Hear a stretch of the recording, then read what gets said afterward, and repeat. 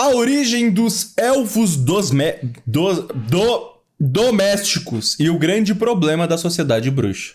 Do canal Caldeirão Furado, patrocinado pelo nosso queridíssimo Iago. Valeu, Eu sei que Iago. eu tenho curiosidade de saber como é que os bichinhos começaram a ser escravizados. Você gostou muito? Fala aí, bruxões, beleza?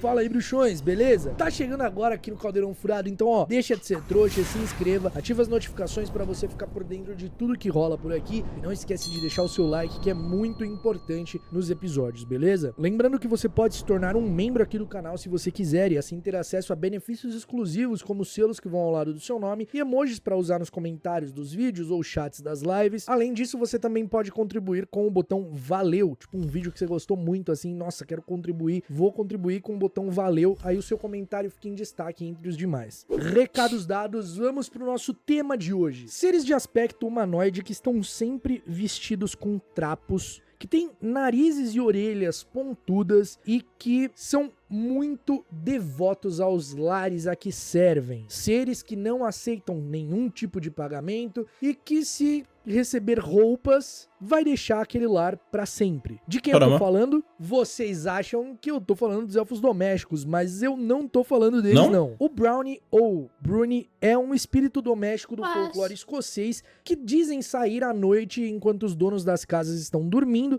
pra cumprir tarefas domésticas. Limpar a casa, fazer dar aquele tapa, aquela faxinoca marota. Pois é, eles são criaturas que se irritam, se ofendem muito facilmente, e se ele se sentir ofendido, ele vai deixar a casa da pessoa pra sempre. Se alguém tentar dar uma roupa ou batizá-lo, ele vai deixar aquele ambiente pra sempre. Os Brownies têm origem lá nos espíritos tutelares domésticos, muito semelhante aos... Imagina, você entrega a roupa pra ele pra lavar e vai embora. Não, mas ele não quer receber um carinho, um cafuné na cabeça, nada. Ou seja, esse tipo de ser que vem e limpa a casa da gente, essas lendas não são novas, são relativamente antigas. Você dá um chute nele, ele fica de boa. Agora você trata ele bem. Comum ou até maior do que seres humanos. Só que em tempos mais recentes eles foram diminuindo nas histórias até serem descritos como humanoides, parecidos com gnomos, enfim. E os Brownies estão sempre nus ou vestidos de trapos. E o que os Brownies e os elfos domésticos têm em comum? Os elfos domésticos em Harry Potter, no universo bruxo, são inspirados nos Brownies. Mas existe uma grande diferença. Os Brownies são livres, eles fazem tudo o que eles fazem porque eles querem. Já os elfos domésticos são seres mágicos e escravizados. Parece que os elfos domésticos serem escravos não é um problema para a sociedade bruxa. Por qual motivo? Por que isso acontece? Exato. A mensagem é que os elfos gostam de ser escravos? Se você acha que é isso e leu os livros, eu sinto te desapontar, mas você não entendeu. Não é mistério que os bruxos não são mocinhos, não são paladinos da moral. A sociedade bruxa é corrompida, a sociedade bruxa é cruel, a sociedade bruxa tem preconceitos, assim como a sociedade trouxa, não é diferente. Os preconceitos têm roupagens diferentes, mas são preconceitos em sua base. A história gira em torno disso. Voldemort e os Comensais da Morte pregam a eugenia, a supremacia genética. Bruxos puro sangue é quem são bons. Os bruxos abaixo disso, mestiços, nascidos trouxas, não valem. A vida deles não valem. A vida dos trouxas não valem. Os bruxos puro sangue são superiores. E outra, nem vamos tão longe. Se a vida de mestiços, bruxos mestiços não é importante, imagina para outros seres mágicos, como os próprios elfos domésticos. Ao longo dos 7 livros, a gente tem vários exemplos de casos de como as outras criaturas são... E os elfos domésticos são super fortes, né? Marginalizadas até, como centauros, duendes, gigantes... Até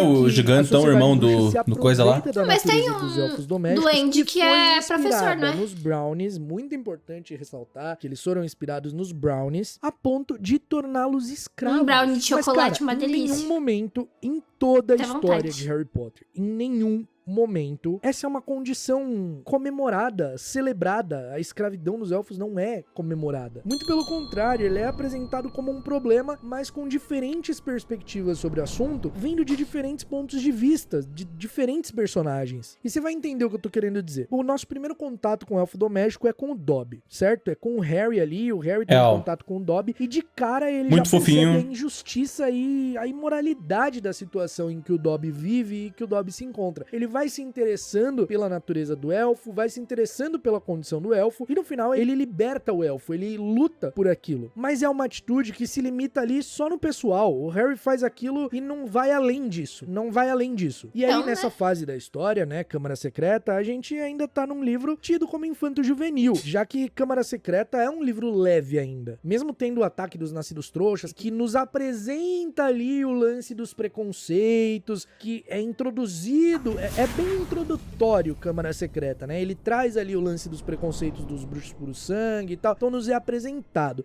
tudo de uma vez. A escravidão dos elfos, o preconceito dos bruxos puro sangue, como Salazar Slytherin tinha por bruxos mestiços, nascidos trouxas. E aí a gente vai pra Cálice de Fogo, que é um livro mais pesado, que já tem mortes. É definitivamente um livro bem pesado e bem político. Pô, tem tortura, morte, sequestro, mais de 600 páginas o livro. Já não é mais um livro pra criança. E aí o problema dos elfos domésticos começa a ser mostrado de uma forma muito mais forte pra quem? Pra nós, leitores. E aqui é onde os personagens principais, o Harry, o Rony e a Hermione, que são os mais conectados com o público, demonstram os diferentes aspectos que a gente vê no mundo real. O Ron representa aquela cegueira deliberada, sabe? Ele vem de uma família inteiramente bruxa, então pra ele, os elfos domésticos serem escravos não é um problema. Ele é algo tradicional do mundo bruxo, ele não vê isso como um problema. O Rony representa aquilo que é cômodo, sabe? É cômodo ignorar e negligenciar essas injustiças quando ela é familiar e faz parte da tradição, sabe? Quando ela tá inserida num sistema secular e impregnada no tecido social do cotidiano. Caralho, Enquanto falou isso, difícil o Harry agora, e a hein? Hermione, que cresceram fora do mundo bruxo, já que o Harry vinha de uma família bruxa, mas foi criado por trouxas, né? Pelo fato dos seus pais terem sido assassinados. E a Hermione, que era uma nascida trouxa, era uma bruxa nascida trouxa, foi criada num ambiente totalmente não bruxo, eles percebem de cara, eles conseguem enxergar de cara o absurdo, o quão horrível é aquela situação dos elfos domésticos. O Harry menos do que a Hermione, mas ainda assim ele percebe. Então, como eu dei de exemplo ali, o Harry, quando encontra o Dobby, ele sente empatia, ele acha totalmente injusto a forma que o Dobby vive, e por ele ter vivido na infância dele maus tratos, por ele ter sido maltratado pelos tios, a sua ação ali com o Dobby é muito pessoal, ela não vai pro coletivo, É, tipo, sabe? ele gosta do tem Dobby, então ele empatia quer com ajudar o Dobby, ali por não ter os outros. vivido maus tratos e tal, mas ali ele liberta o Dobby no final do segundo livro e já era. Já a Hermione reconhece imediatamente o absurdo que é a situação dos elfos domésticos. E ela fala, escravidão, aquilo é escravidão. Não tem nada diferente, é escravidão isso. E é inadmissível. Então ela aponta a hipocrisia e a conivência da sociedade bruxa, entende que aquela situação exige uma ação coletiva, não só dela, é algo que tem que ser do coletivo. E ela aponta que são por pessoas como o Ron, que apoiam aquele sistema injusto, que as coisas chegaram naquele ponto e não tinham esperança de mudança. Ela fica inconformada, a Hermione fica inconformada porque ninguém fazia nada sobre aquela situação. Então ela literalmente funda uma organização política, que Caraca. é o FALE, Fundo de Apoio e Libertação Não tem dos Elfos Domésticos. Já que o problema dos filme. elfos é um problema político, respaldado por leis, então ela precisa de uma solução política. Ela entende isso. E a verdade ali no quarto livro é que os elfos domésticos como escravos em Hogwarts, ele representa a perda de ilusões em relação à Parece sociedade muitos bruxa, porque a gente chega ali em no Hogwarts, universo né? bruxo, ai, pedra Tipo, filosofal, eu só nossa, me tudo lembro de muito mágico, tudo dois muito elfos incrível, muito domésticos, legal. que é o Nossa, Dobby Câmara e o Secreta, opa, monstro, peraí, acho. tem Só. preconceito assim, calma aí. Nossa, Prisioneiro de Azkaban, peraí, um cara foi preso injustamente, então tem alguma coisa errada aqui, entendeu? Alguma coisa acontece com a sociedade bruxa aqui que eles não são totalmente perfeitos. E aí em Cálice de Fogo, toma aqui, ó, toma na tua cara. Olha, os bruxos não são tão bonzinhos quanto a gente pensa. Hermione, inclusive, tá disposta a perder suas amizades e o respeito dos seus colegas em prol da justiça social aqui nesse caso com os elfos domésticos. Ela é zoada pelos amigos, ela é tida como chacota das outras pessoas, mas ela tá disposta a continuar com isso porque ela sabe que tá errado, ela sabe que é injusto. Quando o Sirius Black morre em Ordem da Fênix, caindo numa armadilha do monstro, né, do elfo doméstico monstro, a Hermione diz sem nem pensar duas vezes que avisou que os bruxos iriam pagar pela forma como eles tratavam os elfos domésticos. Uma armadilha do Voldemort monstro? pagou, né? E que o Sirius também tinha pagado esse preço. E esse ativismo da Hermione, ele não enfraquece não, cara. Ele vai continuando e ele é fundamental porque acaba moldando a visão do Harry e do Rony também com isso. A relação relação do Harry com o monstro melhora num nível do Harry se preocupar como que o monstro iria se sentir quando eles não voltam pro Largo Grimmauld, depois que a Hermione tenta despistar lá o Yaxley e ele acaba vendo a localização do esconderijo. Durante a batalha de Hogwarts, o Rony se preocupa com os elfos na cozinha, tipo, falando que os elfos estavam ali, que eles tinham que ser tirados dali. A Hermione até briga com ele, achando que ele ia falar que era pros elfos lutarem, mas ele fala, não, alguém tem que avisar eles pra eles irem embora,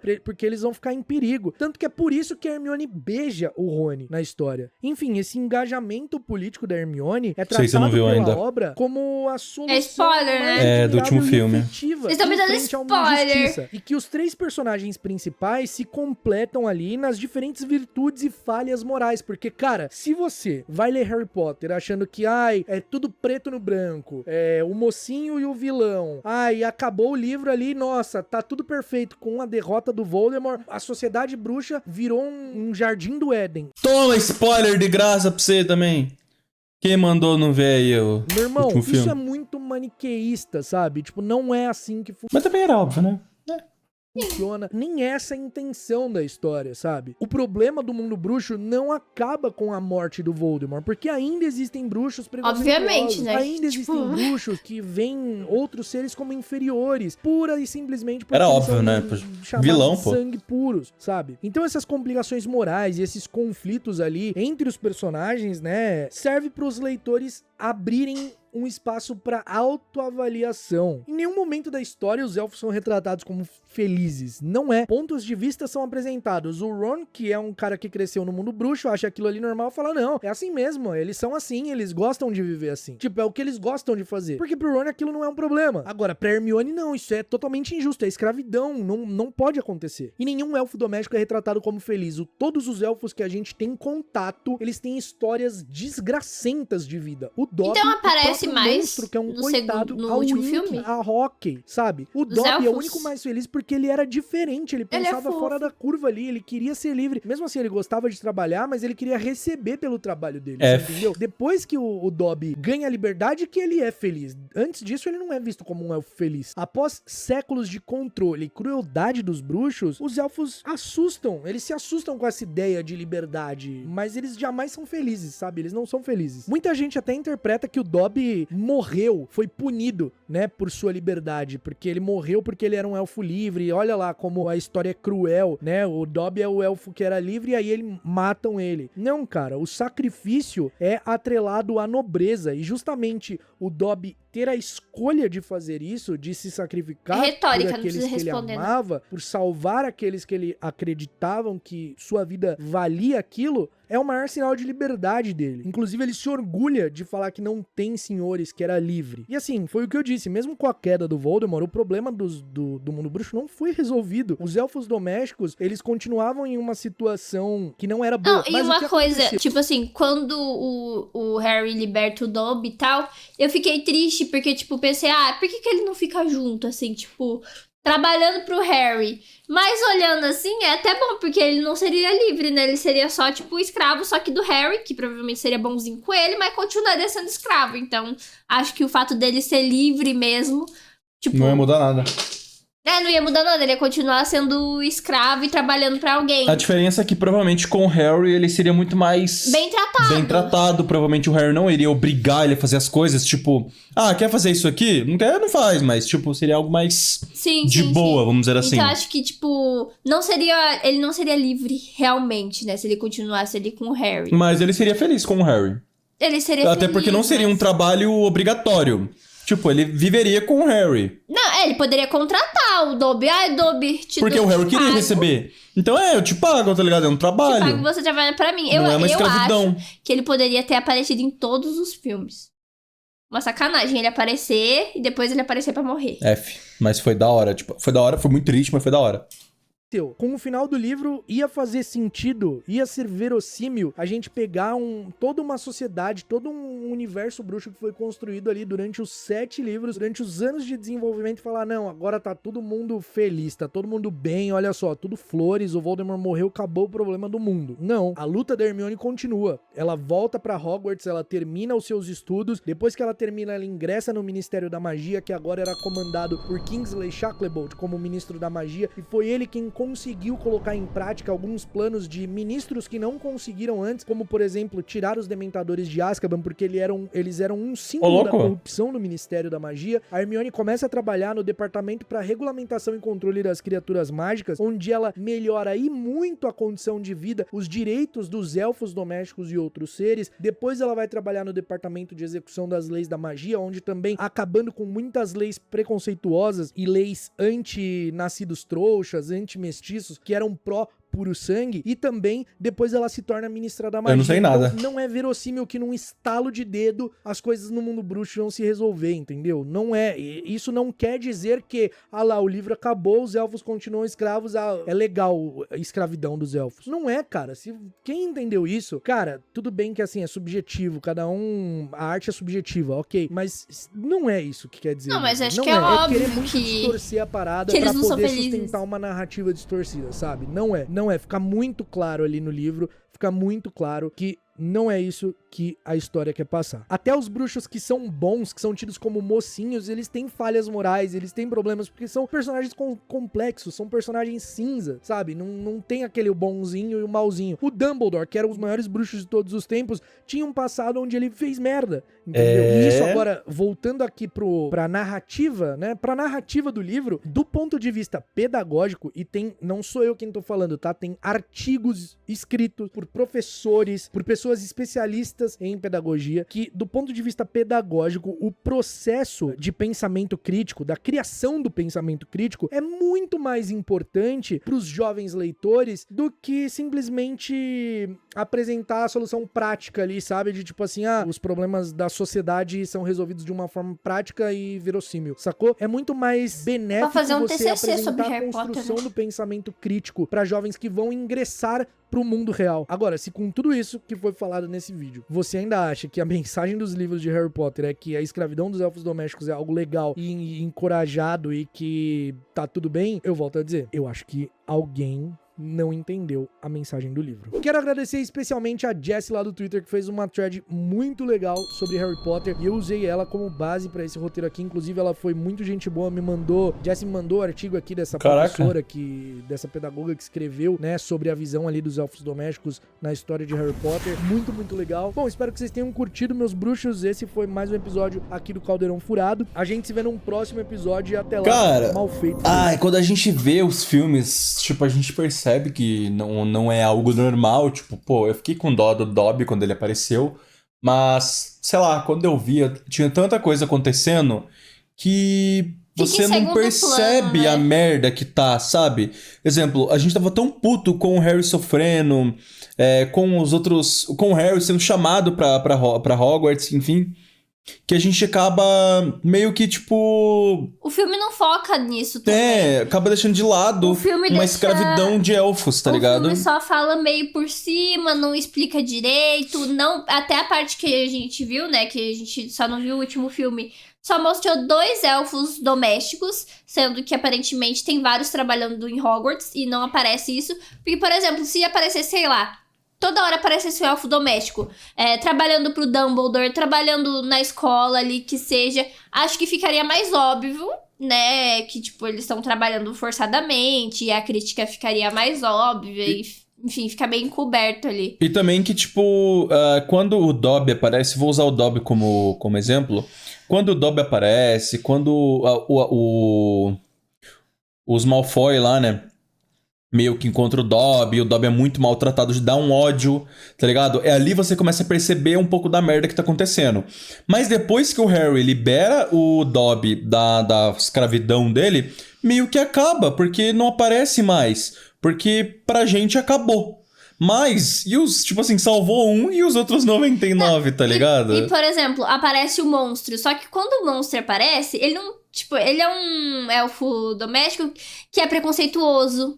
Tipo, ele é preconceituoso com a Hermione. Então você acaba não tendo aquela empatia por ele que a gente tinha pelo Dobby, por exemplo. Mas ele também foi, tipo, escravizado. Ele foi criado numa família que era preconceituosa. Então provavelmente é por isso que ele é preconceituoso também. E aí eu acho que, por exemplo, se não tivesse o Dobby, a maioria das pessoas nem se importaria pro monstro, por exemplo, estar sendo escravizado, porque ele é preconceituoso e foda-se ele, enfim. Ai, mano, mensagem boa do vídeo. Sim.